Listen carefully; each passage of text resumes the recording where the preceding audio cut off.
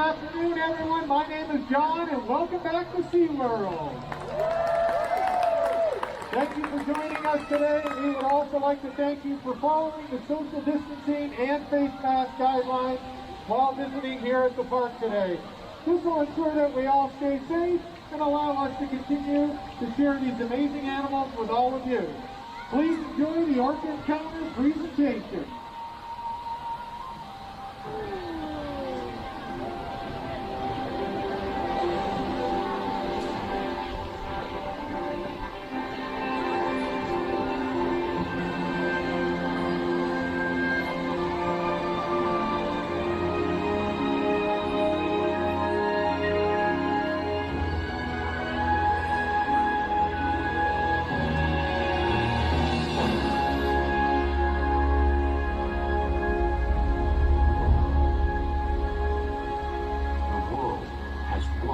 Interconnected ocean, a vast blue expanse critical to life on Earth. And there's no better animal to represent the story of the ocean with all its splendor and uncertainty than the killer whale, or as it's scientifically known, the Orcinus orca. The orca lives in every corner of the ocean, from the Arctic to the Atlantic, the Southern to the Indian, to the mighty Pacific and beyond.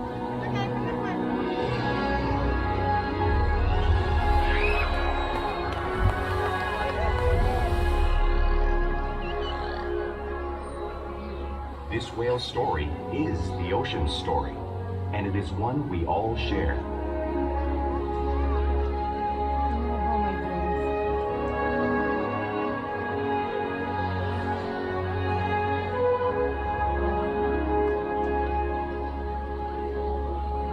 Welcome to SeaWorld Orca Encounter. My name is Connor, and I'm honored to introduce you to these intriguing and majestic animals.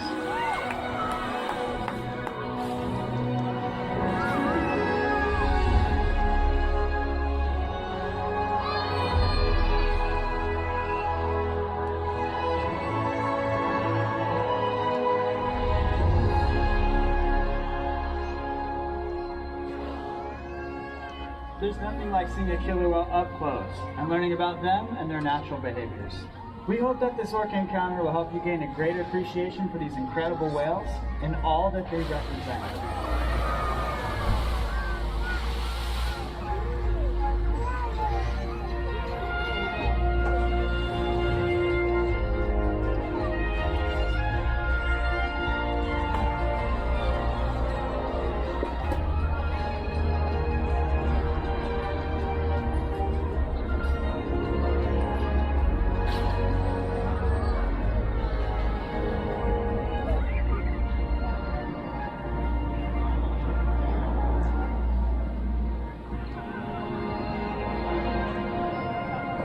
While they are found in every ocean, orcas living off the coast of Iceland are quite different than those near Costa Rica. In fact, there are at least 10 types, or ecotypes, of killer whales. An ecotype describes the differences between killer whale size, physical form, prey, social structure, and habitat. As you can see, the differences are subtle, but noticeable when compared side by side. Orcas are adapted perfectly to their environments. And even the whale's black and white coloration has a purpose. It camouflages the outline of their bodies in the water, making it easier for them to surprise and catch their prey.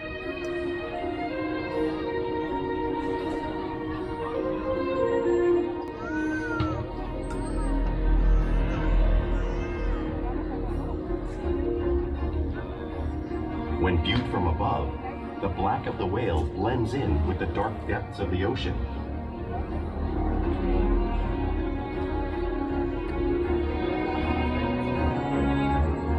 When viewed from below, the orca's white bellies match the brighter surface of the water, blending with the light above, giving them the perfect camouflage.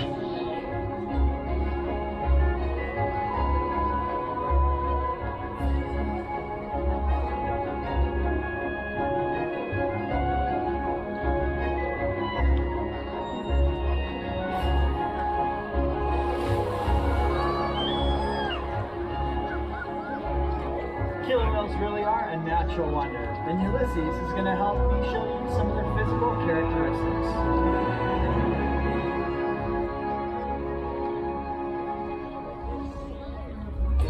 I just want to go down there and pet it. Their blowhole is perfectly positioned on top of their head, designed to get a quick breath of air at the surface. Come on, Georgie. Even the location of their eyes works to his advantage. It looks like it's in that dark area, or in that white patch, but it's actually in the dark area at the corners of their mouth, camouflage from thrashing prey.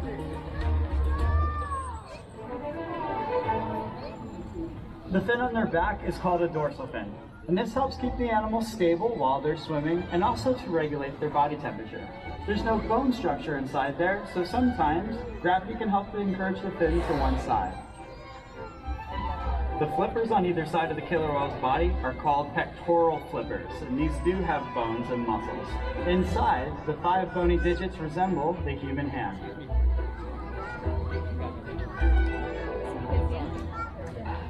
Now the lobes at the end of the killer whale's body, these are called tail flukes. This is the killer whale's engine, propelling them up to speeds near 30 miles an hour, as fast as some of our speedboats. Now killer whales use the most power and gain the most speed when they're propelling their nearly 10,000 pound bodies out of the water.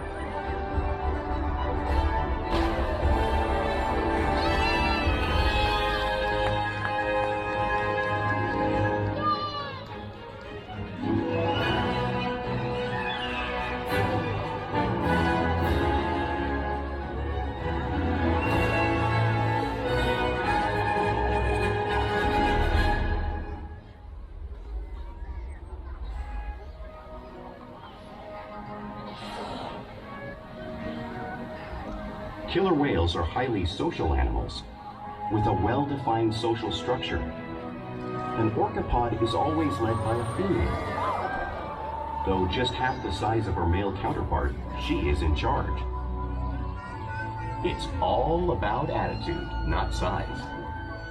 Because they live and work as a group, orcas need to communicate with sounds and body language. Orcas use clicks for echolocation or navigation.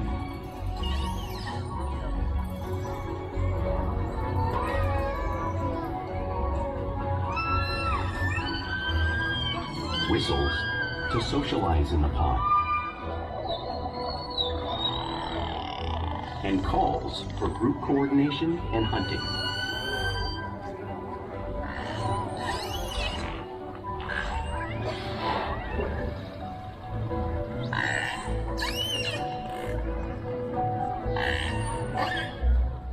Vocal development studies here at SeaWorld show that early on, calves learn vocalization from their mothers. But as they grow, they learn from others close to them as well. This is a bottlenose dolphin call that Shuka learned and even taught other killer whales here at SeaWorld.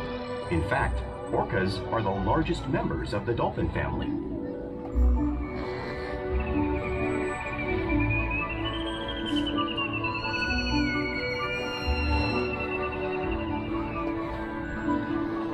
Whales here and in the wild use vocalization to communicate all the time.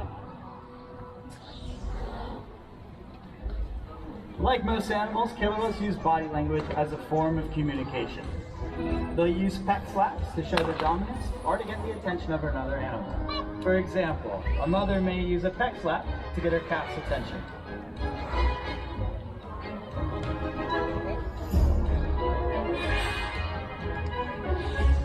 But when they really want to be heard, they breach.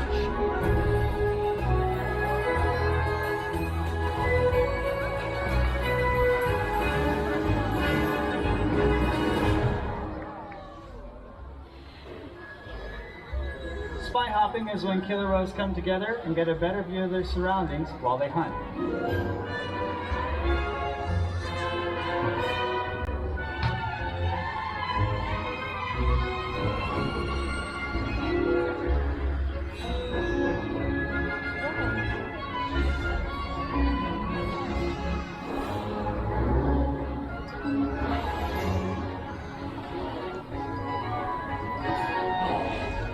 Fluke slaps is another form of communication killer whales use in the wild.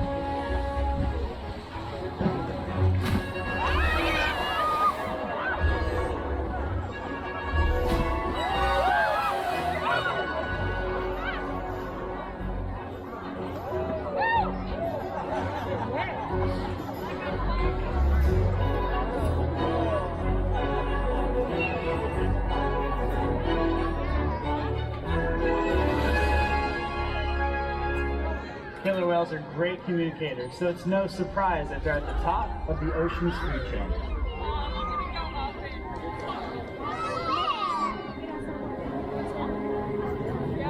Killer whales work together to rear their young, protect their pod, and most importantly, pursue and catch their prey.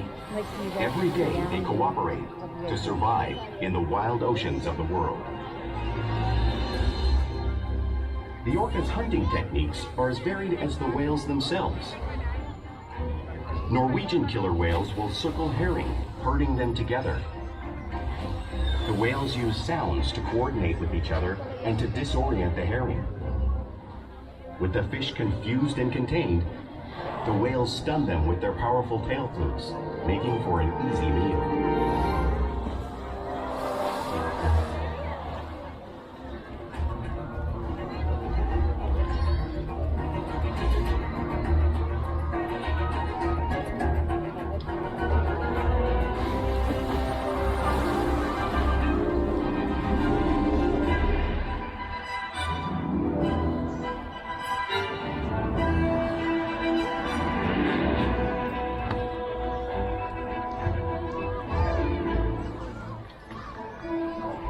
Whales in the southern hemisphere will actually slide out on the beaches, capturing sea lions. Keith is going to demonstrate a similar movement right here in front of all of you.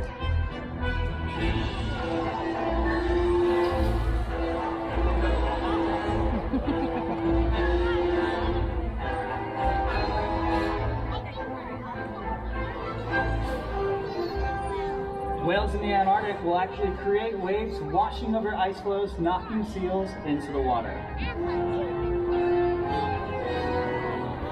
Watch orca display this very impressive hunting technique, showcasing one of the many complex hunting strategies killer whales use around the world.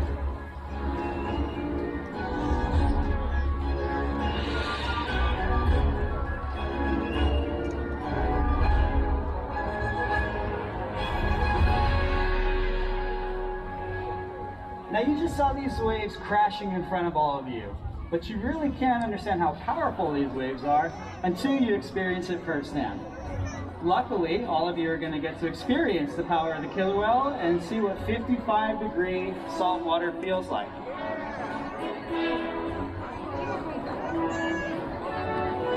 And here's that splash warning.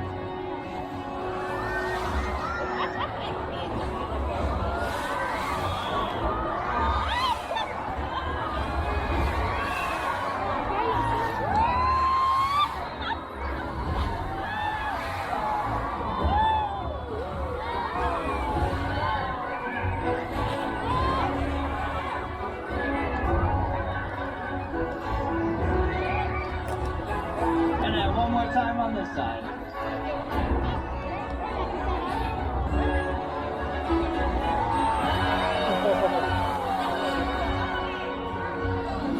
How'd that feel, guys? Cold? Yeah!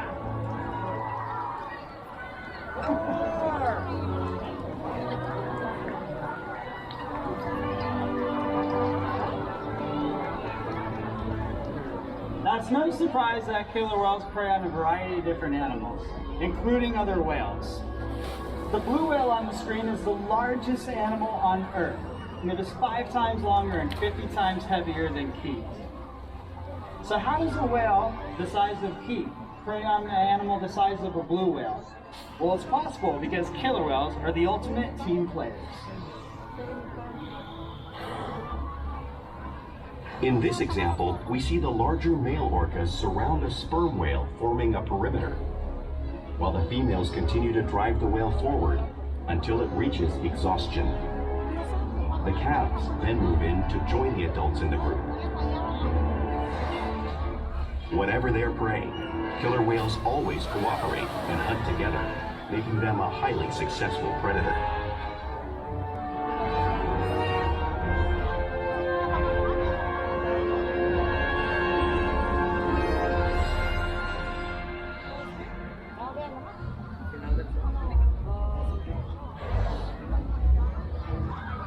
Play is an important part of killer whale life. It's how they teach their young to hunt and practice their skills as they grow. You'll often see killer whales in the wild showing off their playful side. We see it here at SeaWorld all the time.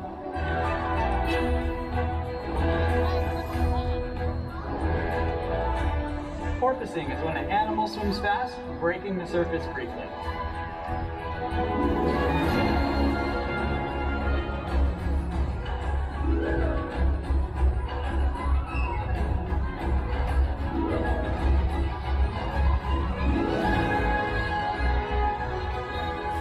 You may see them doing this trying to catch the ride on the wake of a boat or surfing in a wave.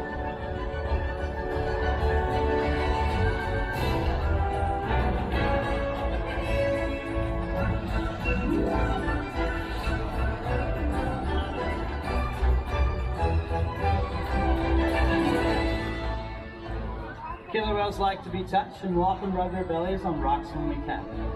We see our animals doing similar rubbing behaviors, just like whales in British Columbia.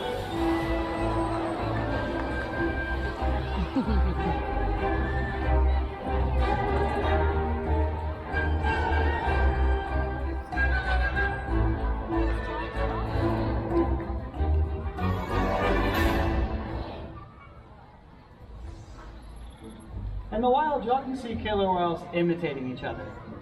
Our animals here do it all the time. They're constantly mimicking and learning from one another.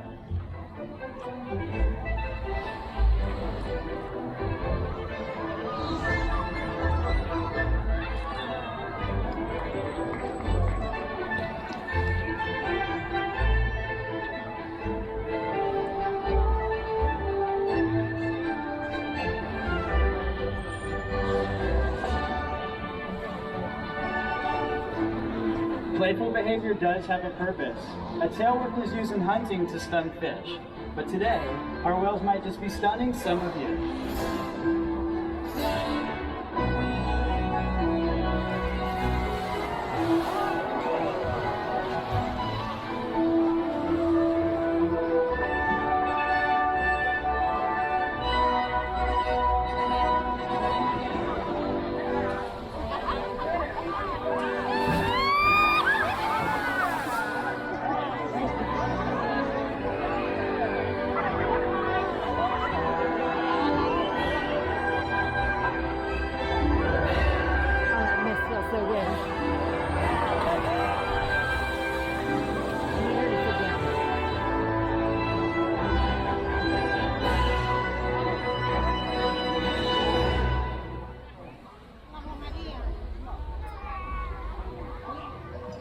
We interact with our animals every day, which enables us to provide healthcare, research, and quality of life.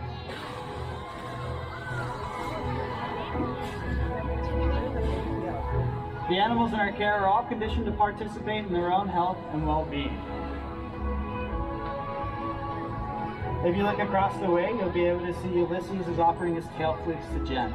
This is a very important husbandry behavior which allows us to collect a blood sample from their tail.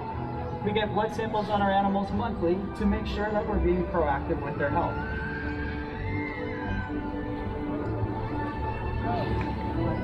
Our animals will also slide out onto a scale so that way we can track their weight.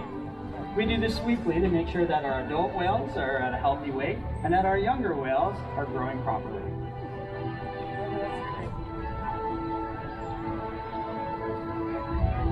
We can even get breath samples from their blowholes. All of this is possible because of the relationships we've built day after day right here at SeaWorld.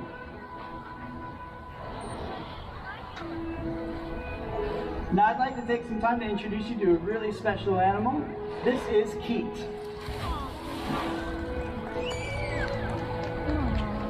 Keat weighs over 8,000 pounds and he's 27 years old. We call Keat our gentle giant. He's a very smart animal that enjoys learning and really enjoys spending time with its trainers. Now we challenge our whales every day to engage and stimulate their minds. Diet, exercise, and of course playing with our whales like Keat helps keep them in great shape.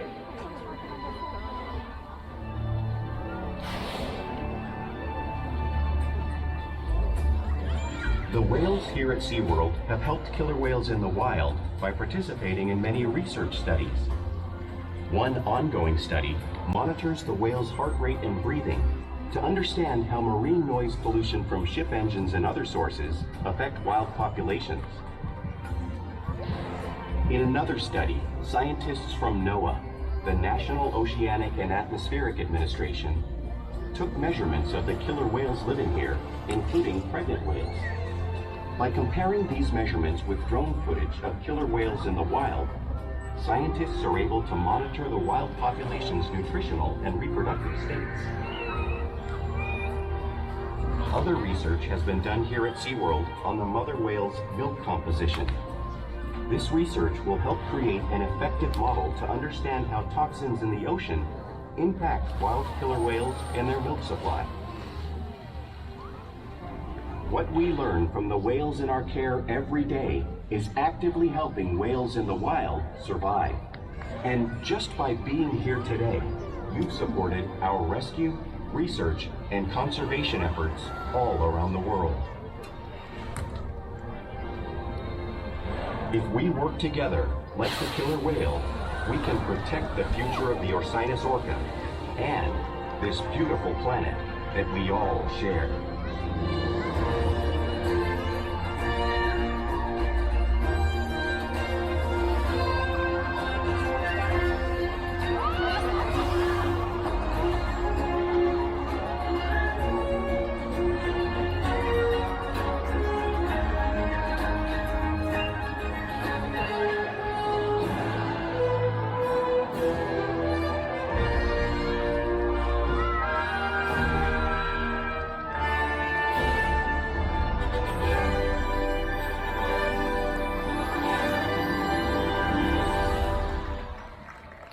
Thank you for joining us today at Orca Encounter. Ladies and gentlemen, if I could have everyone's attention, please have everyone remain seated. We are going to start the exiting process of the stadium. Right now, we're going to do this in an orderly process in an effort to maintain social distancing and keep everyone safe.